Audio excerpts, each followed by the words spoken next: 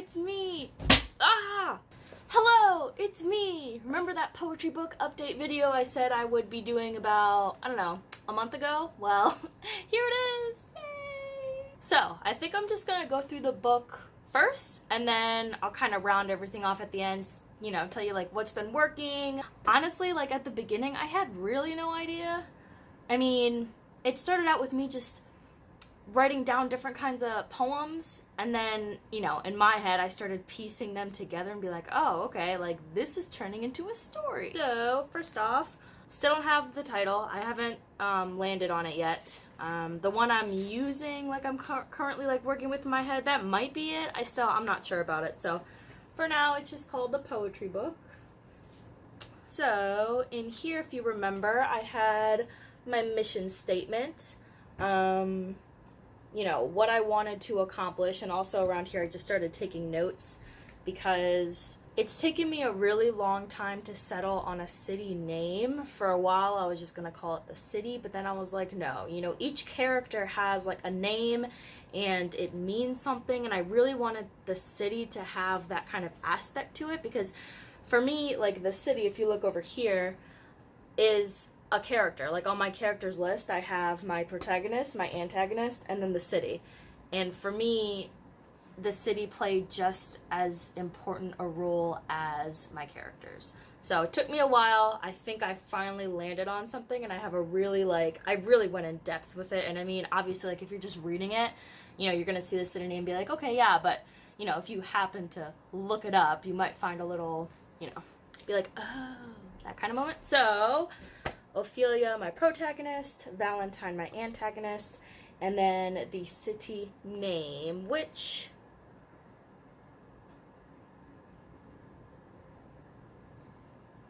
looking at it, I think I might actually just title the book after the city name. I might not. Okay, don't quote me on that. But the city name is Corvus. It's named after a constellation, the Corvus constellation, which I think I'm going to go more in depth into like the characters and their names and stuff when I finish the book and I do like an all about my poetry book type video, because I like doing those just to round it off and be like, okay, like this is what I'm publishing, this is what you're getting yourself into if you wanted to look it up.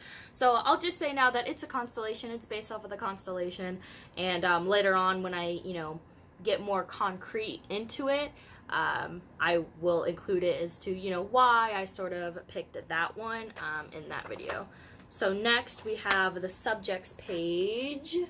So there's a lot of, they're not really even themes really, they're just kind of like, so Ophelia, every page that I mention her on, I wrote down. Valentine, the city. I do a couple poems about the citizens that live there, and Ophelia's home, the weather. You know, there's a couple themes like innocence and stuff like that, and then there's Jack, another character, and just, you know, little things like that. So I guess this is, I haven't really found it useful yet to put all the pages in here. I'm thinking maybe later on down the road when I look back at this book, when I look back at the project, it'll come more in handy as like an index type of thing. I might even move all of this stuff when everything is said and done to the front actual index, because there's actually an index in this book. But for now, it's kind of messy, so I'm just kind of writing things down as I go just to keep, you know, a thing. Now this is going to be, the next page here is the biggest aspect of this that I'm so glad I did. So every little sticky here correlates to a poem or a group of poems in some cases that are in the book so far. I started out using just this blue color, and then I moved into a yellow, and then now I'm like using a pink just because I keep running out of tabs. Not for any particular reason. But if, you know, as you can see, it's like I started out like these, the ones in blue are like the first poems I wrote. And then as I started writing more, I started moving things around and incorporating them with the yellow ones that came later. And I find this is so much more helpful to me, especially because I'm finding that I'm pretty much pantsing this whole thing. You know, you can't really, I didn't want to like sit down and be like, okay, so I have to write a poem about this, about this, about this, about this. That's not the vibe that I wanted. I wanted it to flow, and you know, different days I have different emotions that, you know, I didn't want to work linearly like I do with my other projects. I really wanted to let things come out as they came out versus having, okay, today I'm going to write this poem and today I'm going to do this. And some days I'm like, all right, I need to, you know, sit down and really work this out and be like, okay, like this whole sort of part of the book needs to get done today. And, you know, I'll write different poems here and there, and we'll look into it a little bit later, I guess. With that being said, you know, me pantsing it, I really needed a way to, because since I'm writing these poems out, you know, on different pages, you can't just move around pages. So for me, making these tabs, each poem has a title. Again, I don't know if I'm going to be including the titles into the actual book. I probably will, just because that's how, you know, poetry books are. You get titles with them. But I have, so for each tab, I have the title, and then whether it's like a plot or like a filler. So there's a couple main threads of plot that is going on. There is Ophelia and her, and her sort of little sidekick companion. His name is Jack. He is a gargoyle. So there's, you know, them meeting, and then there's Ophelia and her self journey, you know, coming to the city as a small child and growing up there and having to deal with all of this crap. And then there's also the thread where she meets Valentine, the future antagonist, or overall antagonist, I guess, in their relationship. So all of these are kind of going on together, but some of them I find that these filler poems are good to sprinkle in as like little backstory elements. So for example, there are these things in the city, they're called steamers. They are big rolling machines, or kind of like cars. There are no cars in the city, but they're the closest thing that come to cars. They just roam around, you know, they get like a little square footage, they get like 3 blocks, and they just constantly go around these 3 blocks, sweeping up the debris, sweeping up whatever, and as they eat it, it just powers them to keep on going. No one knows where they came from, no one knows how, I mean, they're not serviced. If they break down, like, they're done, you know, they don't know who built them originally, but there's these big gaping machines. They're loud, they're obnoxious, they're dangerous, you know, kids play games and dare to like run out in front of them. And, you know, there's a set of poems where Ophelia, like her kind of main encounter with one and the scar it leaves behind for her, and that I consider a filler poem, but at the same time it's essential to the plot because it shows, you know, an aspect of her that the reader like needs to see. You know, it helps shape her into who she is, and it was one of the sort of triggering moments where she realized, hey, like,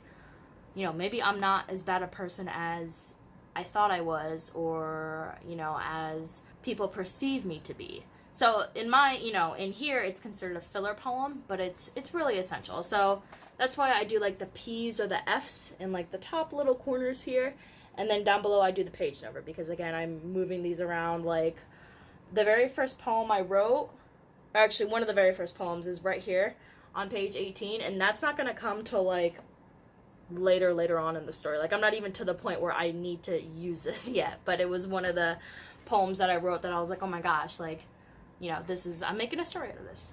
So moving on, and then the next page, like, you know, you've seen, we are getting into it. Like these are the poems. So I started highlighting certain things. So in pink is all the titles, because as I was going, I started rewriting some poems. You know, I'd write them out and be like, you know what, this really needs to be broken down into a couple different poems, or this chunk of the poem I'm going to address later I've already addressed, so I just like cut it completely. So the highlights are really just helping me. So let's see. Yeah, so like for this one, like this is a complete, like a whole group of poems. They're all going to be on their own page, but the last chunk of it here, I cut it, and then let's see, I don't even know what page. Yeah, so I cut it from here, and then I just kind of continued where this left off, I think over here. Nope.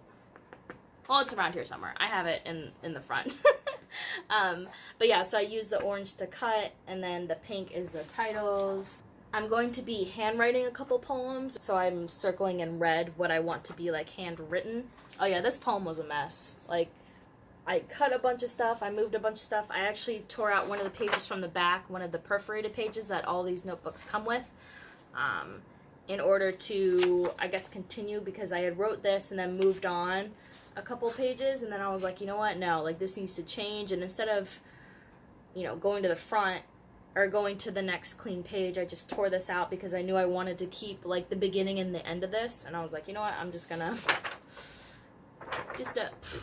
use this piece of paper. And yeah, some poems I'm going along and, you know, I'll write it out and then I'll be like, you know what, it's not working.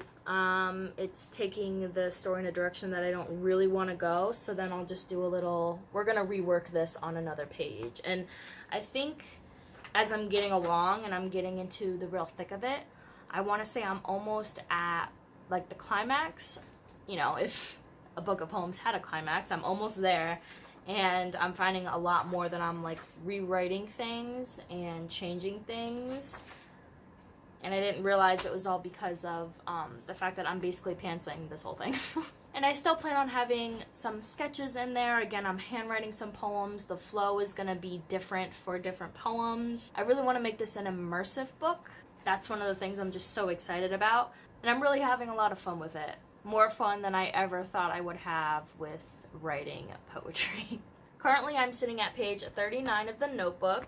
And so far I've probably written around 60 poems. Yeah, some of them are longer, some of them are shorter, some of them are poems sort of within poems. But I feel so inspired for each and every one of them. Like, I cannot wait to get on my computer and lay out this thing the way that I'm envisioning in my head. Revising and doing what needs to be done so other people can enjoy them too. As my creative writing teacher once said, poems are little bite-sized stories, and she even did this. Little bite-sized stories. She just loved poetry, and now I do too. So, with that, I'm going to leave you guys here. Thank you so much for watching. All of the links to my stuff will be down below, and I'll see you next time.